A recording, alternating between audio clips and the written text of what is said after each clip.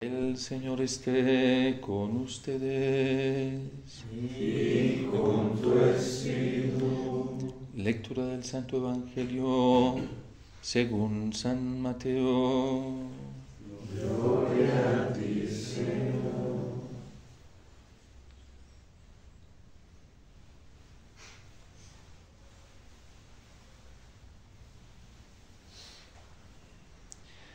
En aquel tiempo Jesús exclamó: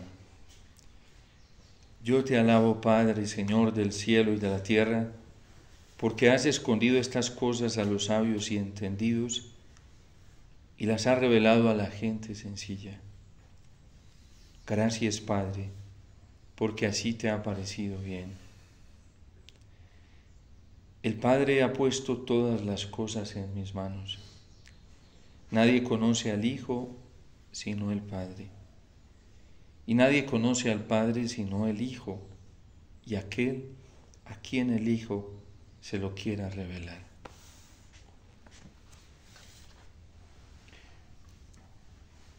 Palabra del Señor. Gloria a ti, Señor Jesús.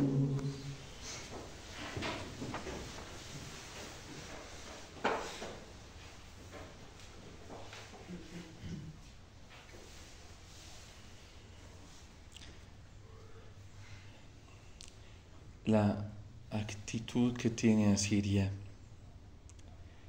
como instrumento, vara, bastón que Dios ha escogido para reprender a su pueblo elegido, a su hijo Efraín, al pueblo de su heredad, al terruño de su corazón, a la pupila de sus ojos, que es Israel, hace despertar la indignación de Dios y lo trae a aclarar por qué está permitiendo todo este castigo, todo este dolor, todo este sufrimiento a un pueblo que Él ama y que aún no ha dejado de amar y con el cual tiene un propósito muy grande, así haya pecado, así haya sido lo más infiel, así se haya prostituido, allí se haya entregado a otros amantes. Y por eso Dios viene a aclarar, porque si se escogió a Siria como bastón y vara para reprender al reino del norte y al reino del sur, es con un fin. Y es que Israel se vuelva verdaderamente un niño necesitado de su amor. Es que esta reprensión, este castigo, esta pena que Él está derramando sobre ellos, los lleve a una pobreza verdadera de corazón, en donde reconozcan que sin Dios, que sin Él, no pueden vivir. Pero Asiria, como instrumento de Dios, no está pensando así. Quiere arrasar, quiere condenar, quiere acabar, y no ha comprendido aquello que nos dijo Jesús en el Evangelio de San Juan, cuando dice que tanto amó Dios al mundo, que entregó a su único Hijo, para que todo el que crea en Él no perezca, sino que tenga vida eterna. Dios no ha enviado a su Hijo para condenar al mundo. Ha enviado a su Hijo al mundo para que el mundo se salve por Él. Es que la mirada de Dios es muy diferente a la mirada del hombre. El derecho canónico, en un libro que se llama Penas y Sanciones, hace aparecer en los primeros numerales la intención que tiene la Iglesia cuando sanciona, cuando castiga, cuando coloca penas. Las sanciones y las penas en la Iglesia son remediales, son medicinales, son curativas. Es para lograr la conversión del reo, no su perdición total, ni su condena total. Y por eso el reclamo que hoy Dios le está haciendo a Siria, porque tú no estás pensando así.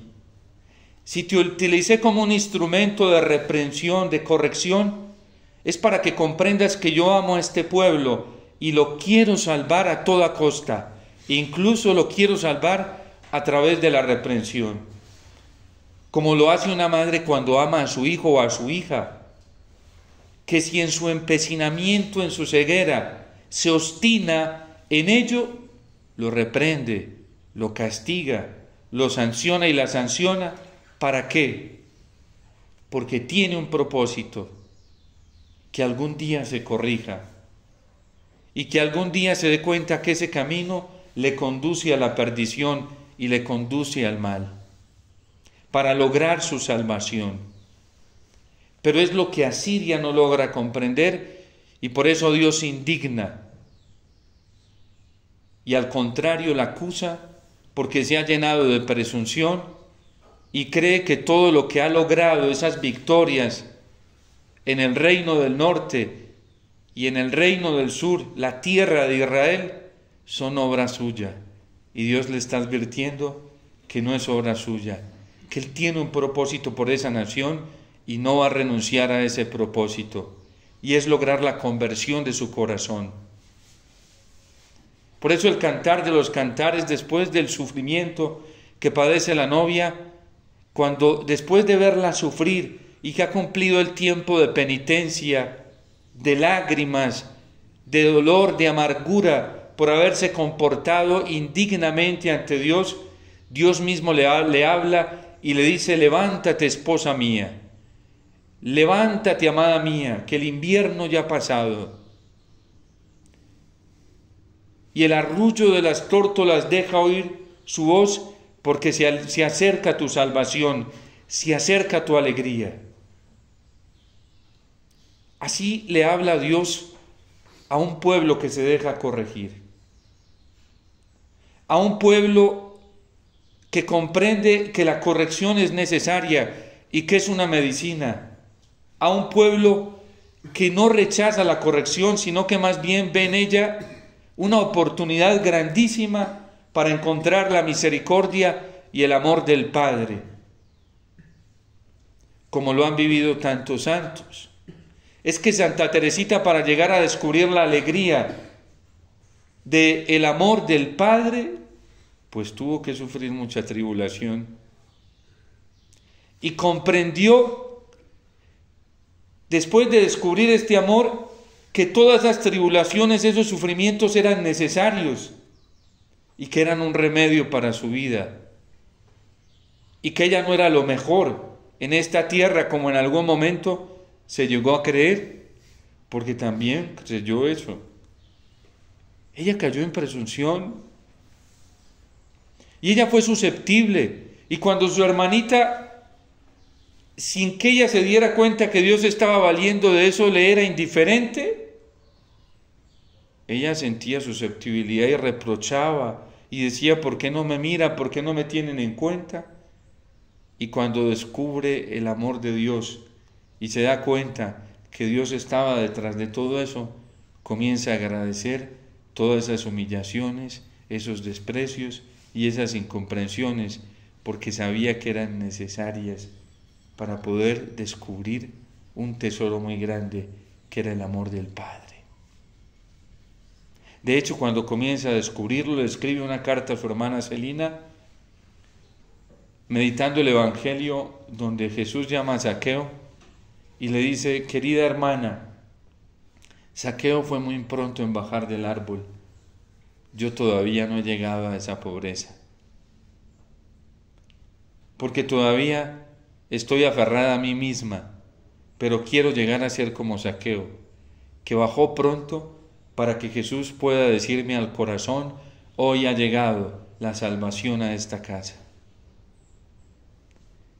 Dios quiere despojarnos y lo hace a través de reprendas, de correcciones, castigos, pero son castigos dentro del orden de su amor misericordioso, para que nosotros lleguemos a esa infancia espiritual de saber que sin nuestro papá nosotros no podemos sobrevivir, que lejos de sus brazos nos perdemos, que lejos de su consejo nosotros nos desordenamos, para que lleguemos como un niño que depende en todo de su papá y sabe que su papá lo va a llevar a un buen camino. Y por eso Dios nos pega con el bastón y con la vara. Pero también reprende a la vara y le dices, no seas engreída, porque por ti misma tú no puedes hacer nada. ¿Cómo puede decirle el hacha a quien la utiliza cómo la utilice, cuando quien la utiliza es quien sabe cómo utilizarla? Y por eso hoy el salmista, que vive esta experiencia del amor de Dios, dice que los engreídos dicen que Dios no ve lo que les está pasando y el Dios de Jacob no se entera, y por eso se aprovechan de ellos. Pero Dios habla porque escucha y ve. Y el salmista, en esta experiencia del amor de Dios, dice: jamás rechazará Dios a su pueblo, ni dejará a los suyos sin amparo. Hará justicia al justo y dará un porvenir al honrado. Estos son los misterios que Cristo alaba del Padre, porque estas cosas Dios se las ha dado a conocer no a la gente intelectual, sino a la gente sencilla. Hace poco escuché una noticia que me inquietó y me sacudió muchísimo, incluso me dio mucho dolor, mucha pena. Un arzobispo que fue excomulgado por la Santa Sede. Si tienen o no tienen razón, yo no sé, solo lo sabe Dios, sí. Pero me da pena de ese hombre, porque fue privado de los sacramentos, de la comunión con la Iglesia, de la comunión con el Señor. Pero más pena me da de quien crea que él no tiene la posibilidad de la salvación por una excomunión. Y hay gente así dentro de la Iglesia. Hay sacerdotes así, obispos así, duros de servir. A lo mejor se ha equivocado, seguramente. Yo no voy a juzgar en eso porque más sabe la Iglesia. Pero que alguien llegue a pensar que él no tiene posibilidad de salvación, eso es vivir como Asiria. Porque las penas en la Iglesia son medicinales, son remediales. Y a nadie, absolutamente a nadie, Dios le concede la autoridad para condenarlo. A la Iglesia le concedió la autoridad y ella lo puede hacer y tiene autoridad, y ¿sabe por qué lo hace? Para reprenderlo, para sacudirlo, pero jamás para excluirlo de la misericordia y de la salvación eterna que Dios le ofrece porque lo ama. Y eso a nosotros nos tiene que mover a una mirada como la que tiene Dios. Porque cuando ve que en el campo, sin darse cuenta, siembran cizaña, llegan los trabajadores y le dicen: apareció, sin que nosotros nos diéramos cuenta, cizaña en medio del trigo. ¿Quieres que vayamos a arrancarla? No, espere. Y esa paciencia de Dios nos cuesta.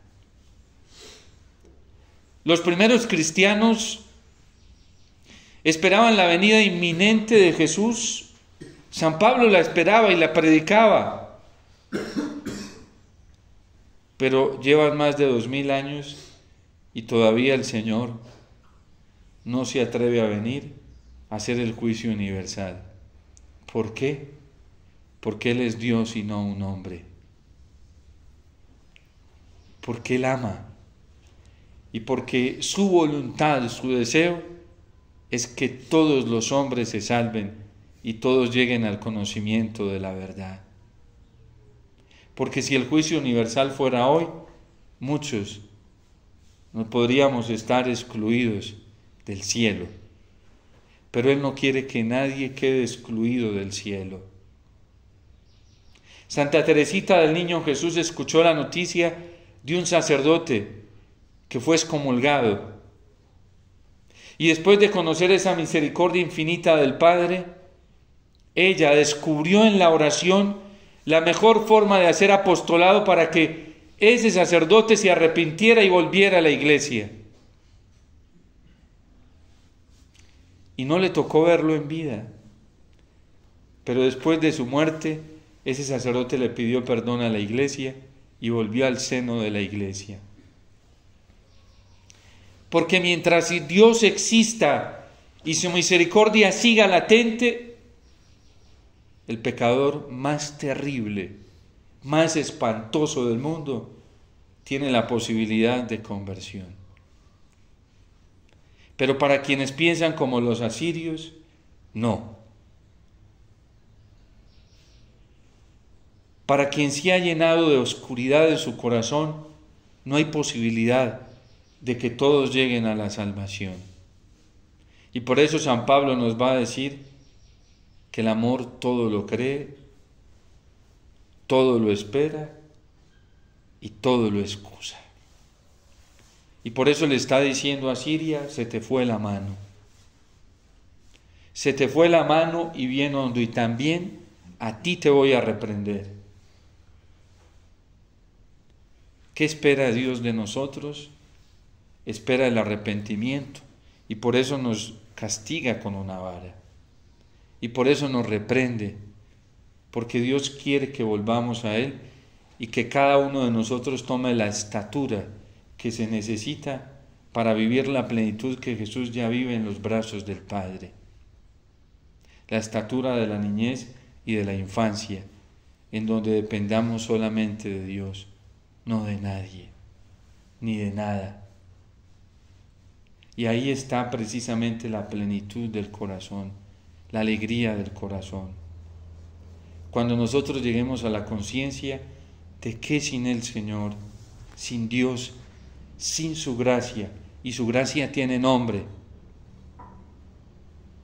y su amor tiene nombre, y su misericordia tiene nombre, y sus brazos tienen nombre, y sus pies tienen nombre, y su corazón tiene nombre, y se llama Jesús Eucaristía. Con ese apelativo, Jesús Eucaristía. Y es a donde el Padre quiere que todos lleguemos. Por eso yo te alabo, Padre del cielo y de la tierra, porque estas cosas no se las ha revelado a gente entendida e intelectual, sino a la gente sencilla. Jesús es nuestro refugio. Y por eso unos versículos después, aquí nos deja la liturgia hoy en el versículo 27 y el versículo 28, Él va a decir, vengan a mí todos los que están cansados y agobiados, que yo los aliviaré y encontrarán descanso para sus vidas.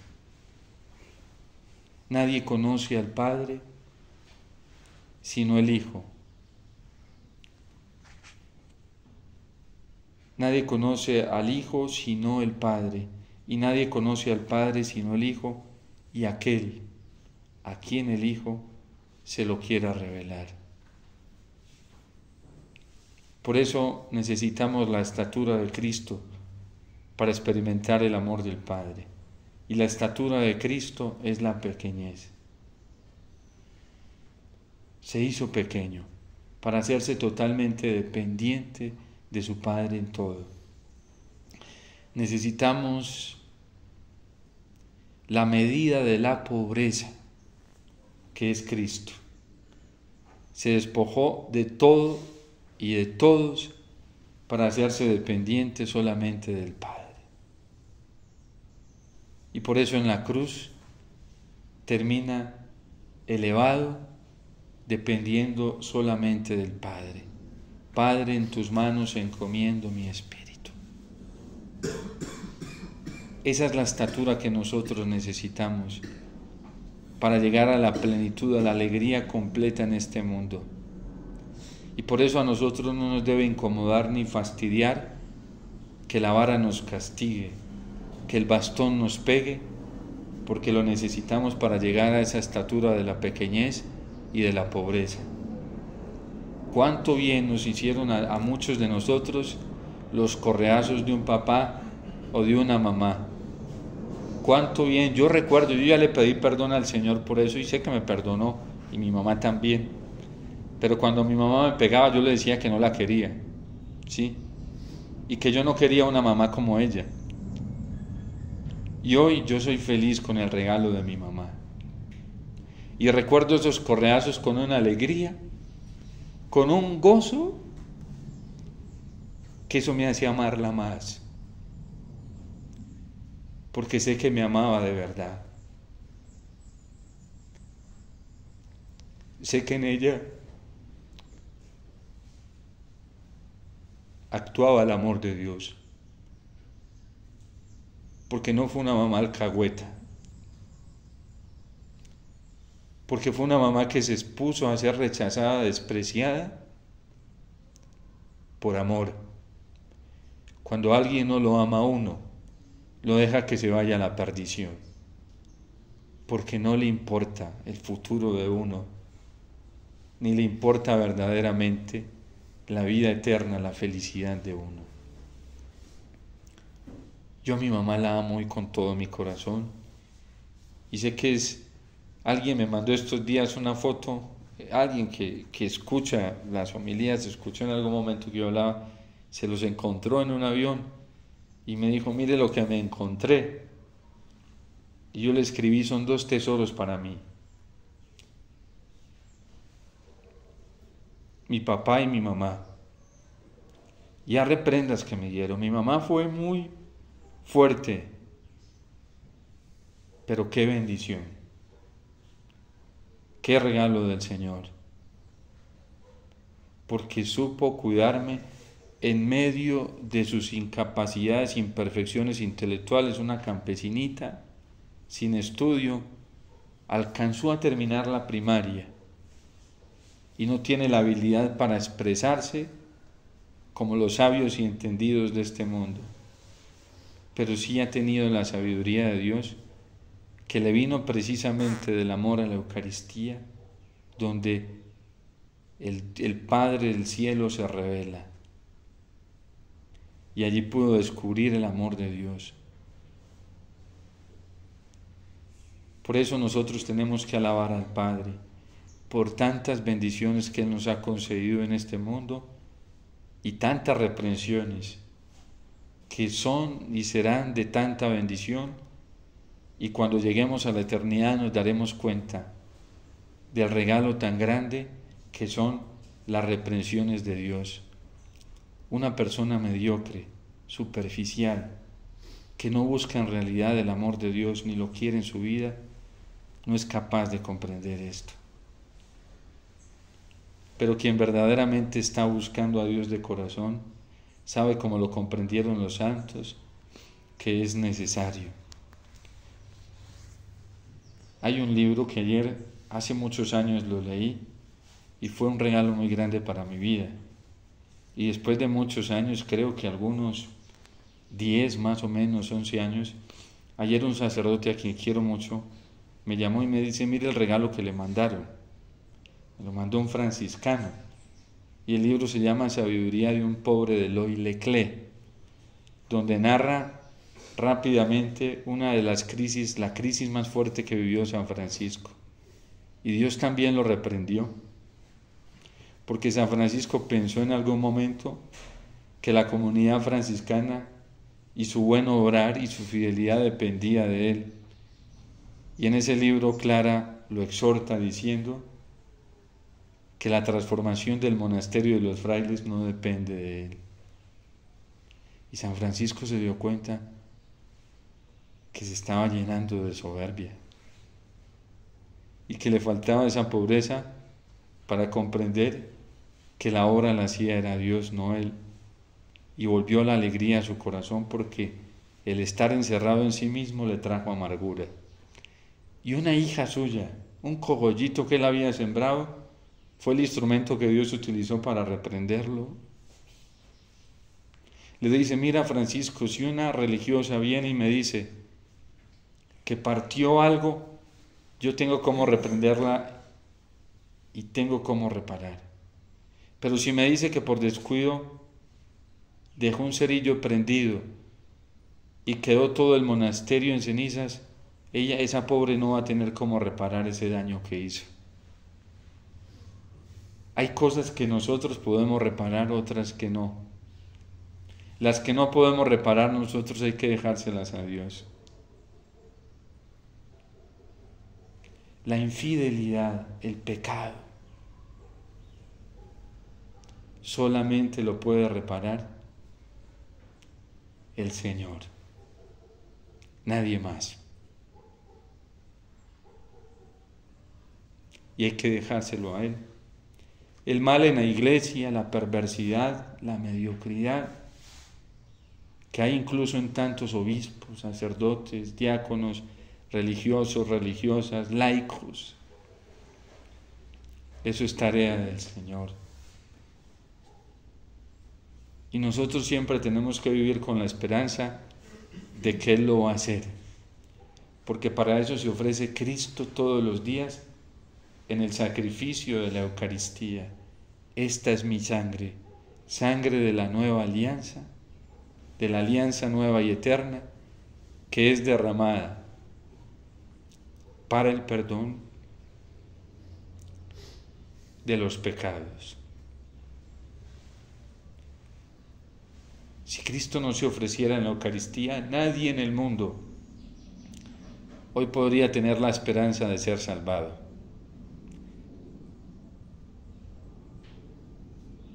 Pero como hoy Él se sigue ofreciendo, todos tenemos la esperanza de la salvación, del amor del Padre. Y por eso hay que alabar a Dios por estas bondades, por estas misericordias, porque gracias a su ofrecimiento en la Eucaristía, todos, no hay uno hoy en el mundo, por muy perverso que sea, que no tenga la posibilidad de la salvación. Que el Espíritu Santo nos ayude a entrar en esta dinámica, en esta pedagogía del amor del Padre, como fueron entrando los santos, desde Cristo mismo hasta el último santo. Nosotros tuvimos una mujer muy santa en esta obra, nuestra fundadora. Ella veía cosas en las personas donde ninguno de nosotros las veía. Y uno decía, pero la madre no se da cuenta que la están embobando, que la están engañando. No, ella no le importaba, porque iba detrás de un bien mucho más grande en la gente que la engañaba, y era detrás de su salvación, de su vida eterna, que pudieran conocer a Dios. Y así nos acogió a muchos, donde nadie daba un peso por nosotros en ningún lado, pero ella sí, ella creía. Hace poco unas hermanas profesaron las 5 y decía una de ellas, nosotros no valíamos un peso para nadie, pero para la madre Alicia sí. Porque ese es el amor de Dios. Asiria pensó que Dios había despreciado del todo a Israel y Dios le hizo saber que no. Oremos por ese arzobispo, porque por él también se ofrece Cristo en la Eucaristía y él también tiene todavía posibilidad de salvación. Oremos por tantos que tienen su corazón tan endurecido, porque por ellos también se ofrece Cristo en el sacrificio de la Eucaristía. Por tantos que dentro de la iglesia a veces no hemos llegado a esa dimensión del abandono total en el amor y la misericordia de Dios. Porque mientras estemos en este mundo, para Dios contamos, para Dios valemos, y valemos tanto que sigue entregando a su Hijo todos los días para que nosotros nos podamos salvar. Que en la Eucaristía nosotros descubramos este misterio de amor, cómo Dios es capaz de entregarse tanto para borrar el pecado, destruir el pecado, que es el enemigo más terrible y espantoso que nos separa de Dios. Y en el amor de Dios hasta para eso hay solución.